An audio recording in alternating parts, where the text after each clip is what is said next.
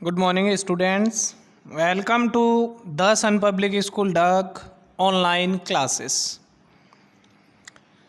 Dear students, chapter first, French Revolution के अंतर्गत page number 8, change in everyday life of people in France.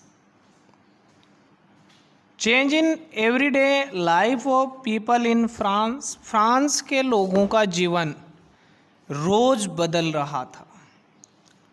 Page number 8 point F ध्यान से देखें. Politics can change the clothing of people, they are speaking language of the books they read. इस क्रांति ने लोगों के कपड़े, उनके बोलने की जो बोली थी, उनकी भाषा और उनकी बुक्स को भी बदल दिया था.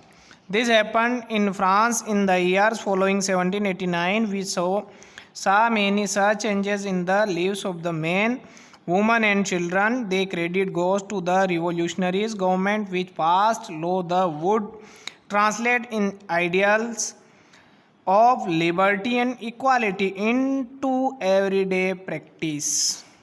इस क्रांति ने लोगों को, जो 1789 में क्रांति हुई, इसमें बहुत सारे परिवर्तन देखने को मिले. पुरुष, महिलाएं, बच्चे, इन सब के जीवन को में बहुत सारे परिवर्तन हुए. इसका जो क्रेडिट है वह क्रांतिकारियों को जाता है जिन्होंने ऐसे कानून पास करवाए जिसके माध्यम से ऐसे आदर्शों को अपनाया जिसमें समानता और उदारता देखी जा सकती है. वन इम्पोर्टेंट लॉ, एक महत्वपूर्ण कानून यह था कि one important law that enforced soon after the storming of the Bastille in the summer of 1789 was the abolition of the censorship in the old regime. All written materials and culture activity, books, newspaper, play. अब एक कानून यह आया गर्मियों में कि जो उस पहले से ही वर्ग पर आधारित विशेषाधिकार था, उस विशेषाधिकार को एबोलिशन कर दिया, समाप्त कर दिया.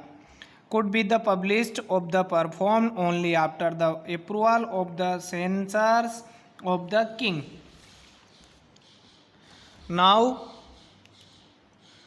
नाउ द डिक्लेरेशन, अब घोषणा कर दी, right of man and citizen, पुरुष और नागरिकों के, अनाउंस्ड फ्रीडम ऑफ स्पीच, बोलने की स्वतंत्रता, एंड एक्सप्रेशंस, उसको अभिव्यक्त करना, टू बी नेचुरल राइट, उसके अधिकार उसको दे दिए थे. उसके सारे अधिकार, चाहे बोलने का हो या अभिव्यक्ति का हो, सारे अधिकार नागरिकों को दे दिए थे. Urban France were flooded by the newspaper, pamphlets, books and the printed pictures, and traveled rapidly into the countrysides. The events and change the books place in France were discussed and described throughout these prints. और इसके ऊपर चर्चा की जाने लगी और इसकी prints मिलने लगी.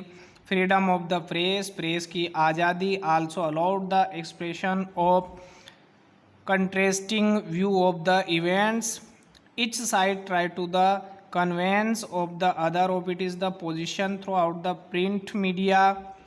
Plays, songs and the festives processing attract majority of the people. This was an effective way in which people could understand and identify with ideas such as the liberty of justice, न्याय और उदारता. Political philosopher wrote about extensively text which only a few educated people could read. और ऐसी रचना की जाने लगी, दार्शनिकों ने ऐसे लेख लिखे जिसको फिलोसोफर से लेकर कोई भी व्यक्ति रीड कर सकता था, पढ़े लिखे व्यक्ति पढ़ सकते थे और समझ सकते थे. नवा पॉइंट है हमारा, role of woman in the French revolution. French revolution में वुमन, महिलाओं का क्या योगदान रहा है.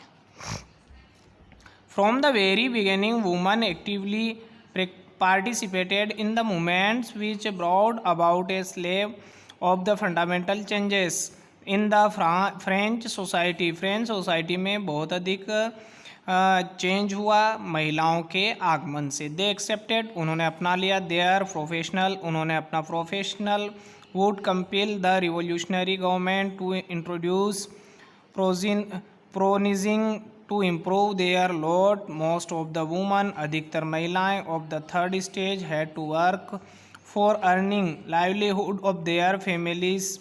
दे वर्क, वो काम करती थी, एज सीमिस्ट्रेस और laundress, sold flowers, fruits and the vegetable at the market of worked at the domestic servant in their house of rich people।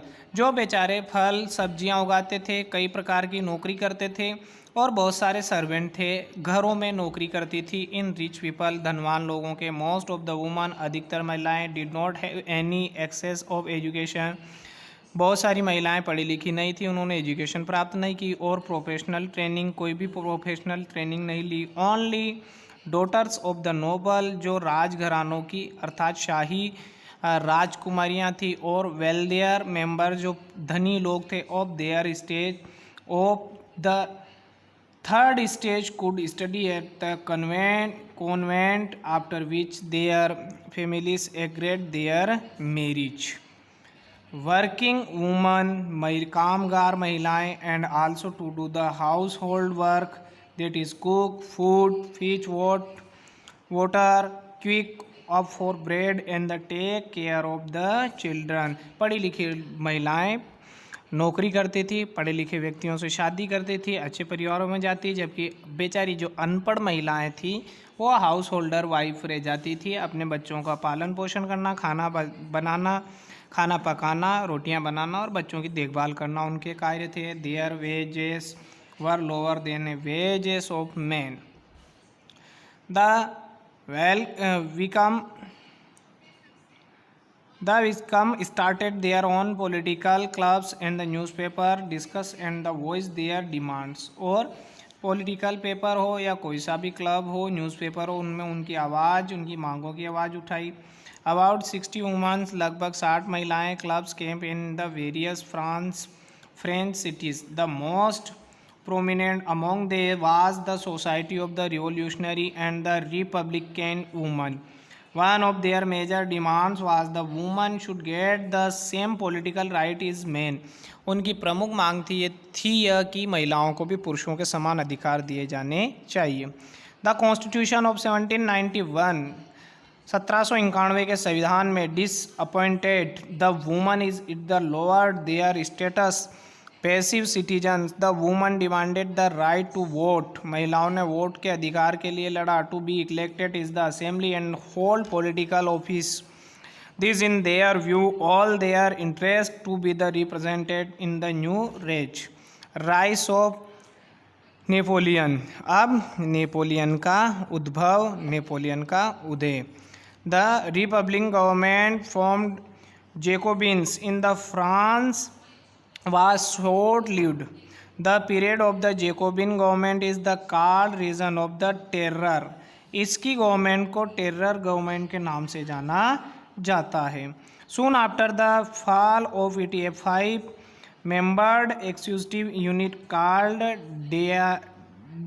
Directory took the power। It is the hand, जो 5 लोगों के हाथों में ही सत्ता सिमट कर रह गई थी।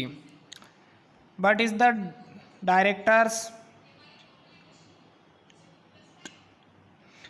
often clashed with a continuous political instability in the France। This instability resulted in the emergence of the military dictator Napoleon Bonaparte. और यही हुआ कि इसके परिणाम स्वरूप नेपोलियन बोनापार्ट का उदय हुआ। नेपोलियन बोनापार्ट डिक्लेयर्ड, उसने घोषणा की, हिमसेल्फ, स्वयं, the emperor of France in 1804। 1804 में उसने खुद को वहाँ का शासक घोषित किया, डिक्टेटर, तानाशाह। He plan of the conqueror neighbouring of European countries, disposing dynasty and the creating kingdom where he placed members of his family. Napoleon proclaimed himself is the moderniser of Europe. उसने वहाँ का अपने आप को मॉडर्नाइज़र घोषित कर दिया. He issued many law. उसने कई कानून लागू किए. Such is the protection of the private property and the uniform system of the weight and the measures provided by the decimal system. In the beginning many took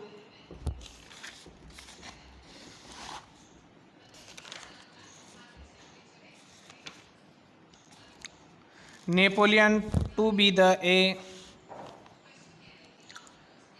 liberator who could bring freedom of the people, but soon the Napoleon armies came to be seen everywhere. उसकी सेना हर जगह दिखने लगी. An invading force. Finally he was defeated at Waterloo in 1815. और उसको Waterloo के युद्ध में हरा दिया गया. Many of these policies, उसकी कई योजनाएं, the carried the revolutionary ideas, liberty and modern law of their parts of the Europe and a great impact on people long after he left. उसके जाने के बाद भी कई तरह से लोगों के ऊपर प्रभाव पड़े. सो स्टूडेंट, आज की हमारी इस क्लास में हम यहाँ तक हमने रीड किया है. अच्छी तरह से आप इसको पढ़ें, समझें. सो थैंक्स, धन्यवाद.